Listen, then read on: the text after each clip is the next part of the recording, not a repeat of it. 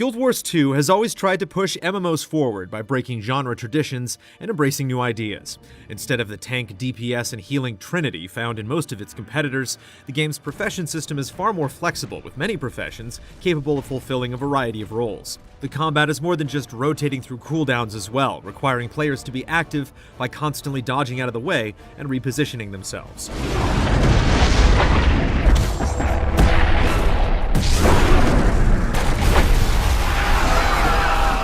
It's no surprise then that Heart of Thorns, the first expansion for Guild Wars 2, is far more than just a typical update.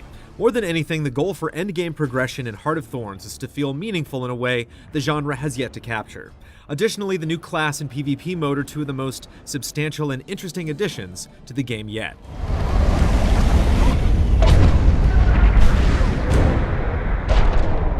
The expansion is set in the heart of the dense Maguuma jungle, which is overrun with the minions of Mordramoth, the ancient jungle dragon. Players have long been asking for more difficult challenges, and it seems ArenaNet is intent on addressing that concern in Heart of Thorns. From our brief PvE demo, it immediately feels like we're under siege and thrown into the heat of battle as thorny creatures swarm us from all sides. Nearly every mob demands our full attention, since they could easily chew down our health. While not overwhelmingly difficult by any means, we appreciate how Heart of Thorns refused to just have us go through the motions. The demo culminates in a large-scale fight against a giant wyvern. Joined by around 10 other players, the massive beast easily shreds through our teammates with its massive claws and searing breath. Lethal combination. I like it. To help conquer the dangers of the Maguuma jungle, players will equip various masteries. The new way Heart of Thorns is handling endgame progression. As players complete objectives at max level, they'll earn mastery points that can be spent on a variety of bonuses. The bonuses are account-wide, meaning any gained with one character also apply to all others. The idea behind masteries is that ArenaNet doesn't want accumulated gear to become meaningless once the expansion is released. Masteries instead offer substantial benefits that make exploring the jungle more enjoyable. For instance, players can soar through the trees with a glider or bounce on giant mushrooms after unlocking the appropriate mastery abilities. Other abilities open up previously unavailable trading options or reduce the threat of certain enemies. In addition to the mastery abilities for new zones, Heart of Thorns will also provide ones that apply to all other areas in Guild Wars 2, reinvigorating previously available content. Shaking things up even further is the Revenant, the new profession.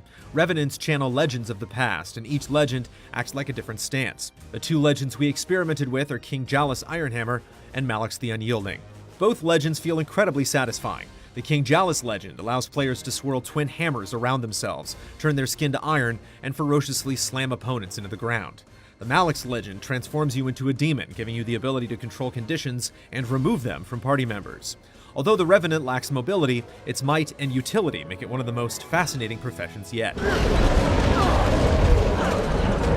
An equally huge addition is the new Stronghold PvP game mode. Taking inspiration from other genres, Stronghold pits two teams against each other with the goal of destroying the enemy lord. To do so, your team must break through gates with NPC allies. In order to hire allies, the team gathers supplies from a central part of the map.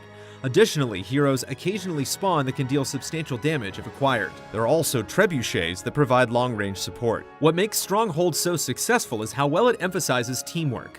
The only way to hire allies, defend your lord, and make a strong offensive push is by constantly communicating.